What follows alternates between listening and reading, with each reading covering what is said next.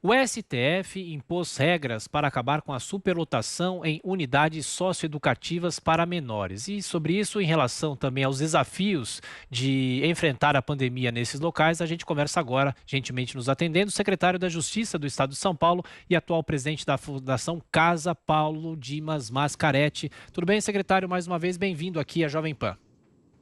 Bom dia, Rodrigo. Bom dia, Kalina. Bom dia, Tiago. Prazer estar com vocês. Nós é que agradecemos. Secretário, é possível cumprir essa determinação do Supremo? E em relação às unidades da Fundação Casa, quais unidades têm lotação acima do possível, acima do permitido? Olha, Tiago, aqui uma situação importante em São Paulo, nós não temos superlotação. Nos últimos 4 anos, isso não acontece em São Paulo. Nós sempre estamos trabalhando com a capacidade reduzida.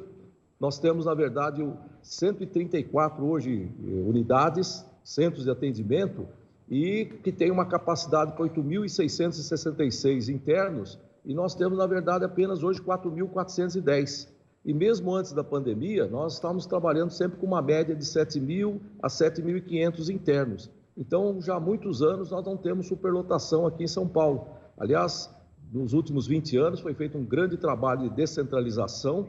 Nós fizemos unidades aí em todo o interior, todas as unidades, inclusive, com um limite de atendimento até 60 vagas, para que a gente possa aplicar bem a medida socioeducativa. Então, São Paulo está numa situação muito privilegiada. Hoje nós temos apenas 55% da nossa capacidade com ocupação de internos. Secretário, agora agindo os nossos comentaristas, começando por Rodrigo Constantino, a sua pergunta, Constantino. Bom dia, secretário. Pois é, ao que o senhor atribui, então, essa campanha tão forte de maior leniência em relação a marginais? Por exemplo, o uso do termo socioeducativo já é um pouco eufemístico, né? Em outros países desenvolvidos, a punição é severa, independentemente da idade de quem comete o crime, dependendo do crime, claro. Né? Existe no Brasil um movimento chamado abolição penal, quer dizer, é uma campanha muito forte de gente que acha que a punição não é uma forma adequada de lidar com a criminalidade. Qual é a opinião do senhor em relação a isso? Olha, a pergunta é importante para a gente esclarecer o seguinte: nós falamos, e a legislação determina isso, em aplicação de medidas socioeducativas, porque a ideia é buscar a reinserção social, a recuperação desses jovens. Se você identificar, por exemplo, os tipos de crimes que nós temos hoje com a maior média de internação, são os crimes de tráfico de drogas e de roubo qualificado. 50% dos internos, envolvimento com o tráfico de drogas. 35% a 40% envolvimento em casos de roubo. Então, não temos a grande maioria dos jovens envolvidos com atos infracionais que possam ser equiparados a crimes hediondos. E então nós temos uma grande possibilidade de recuperação, nós temos casos de sucesso de recuperação.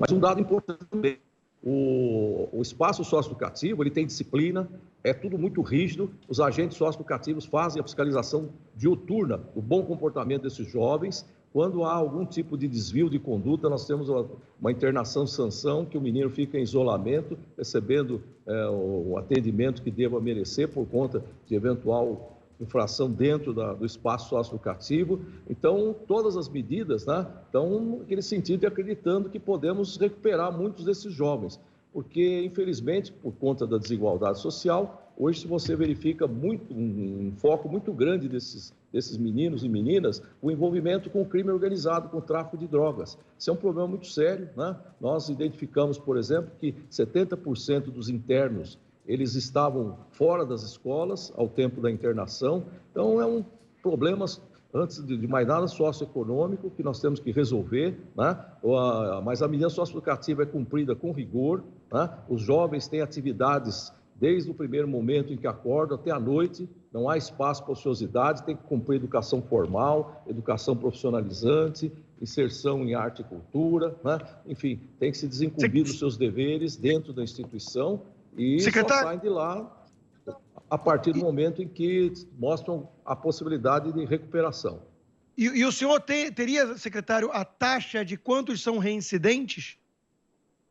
Olha, os últimos estudos dão conta que a reincidência no sistema socioeducativo é de 22%, muito inferior ao que nós temos no sistema prisional, que é acima de 70%. Mas nós estamos fazendo um trabalho também que nós chamamos de ação de impacto social. O que nós estamos trabalhando e vamos lançar agora em setembro num chamamento público?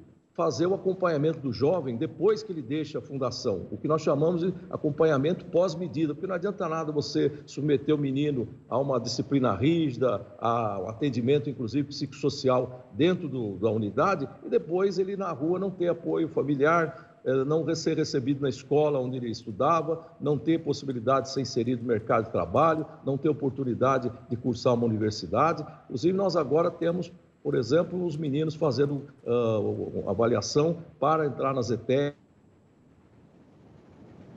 fazer vestibular. Temos muitos casos de sucesso, de recuperação importante de um grande número de jovens que deixam o sistema socioeducativo. Secretário, agora a pergunta de Augusto Nunes. Augusto. Secretário, bom dia. Eu gostaria de saber o seguinte, e o que fazer com os casos, não é um caso de insucesso, com os casos irrecuperáveis?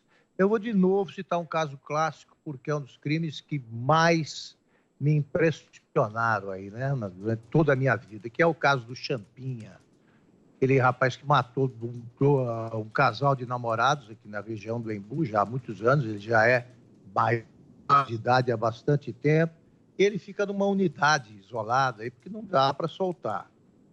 No entanto, a lei não permite que isso se eternize. Se ele for solto, ele volta a matar, por todos os exames já feitos, por todos os diagnósticos. O que fazer com um caso assim? Olha, no caso, por exemplo, do Champinha, ele está submetido a uma medida que, inclusive, não é cumprida no âmbito da Fundação Casa, né? Uma medida em que ele fica segregado e submetido a quase que uma internação, vamos colocar assim, num espaço tipo manicômio, né? Onde mostra que ele não tem condições de retornar ao convívio social, até por problemas de saúde mental. Então, casos assim, né, tem um tratamento adequado, né? E o que a gente quer trabalhar, né, é que depois que o jovem deixa a unidade, ele deva ainda ser acompanhado e, obviamente, passando os 18 anos, se ele, mesmo dentro da fundação, tem mais de 18 anos, outro dia nós tivemos um caso assim, né? Os jovens que, infelizmente, têm uma dificuldade muito grande de entendimento da possibilidade de sair e ter uma vida diferente. Se praticar algum ato, por exemplo, como aconteceu de agressão a um servidor, de praticar danos no espaço socioeducativo, provocar motim, rebelião, esses jovens foram encaminhados para a delegacia, autuados em flagrante, porque já tinham mais de 18 anos, e encaminhados ao sistema prisional, né? Enfim, o que se propõe também, há uma discussão já antiga no Congresso, é de aumentar o período máximo de internação, né? Para atos infracionais mais graves, a internação ser por um tempo superior a 3 anos. Né? Então, são situações que nós temos que estudar, né? Temos que dar uma atenção a isso, né?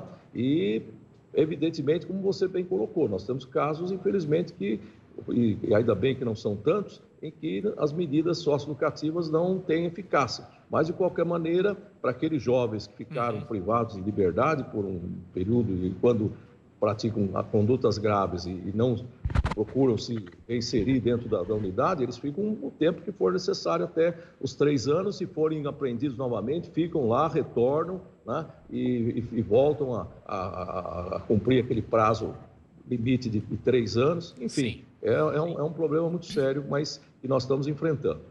Dr. Paulo Dimas Mascaretti, secretário de Justiça aqui do Estado de São Paulo e também presidente da Fundação Casa. Mais uma vez, obrigado pela atenção, pela gentileza. Bom trabalho e até a próxima.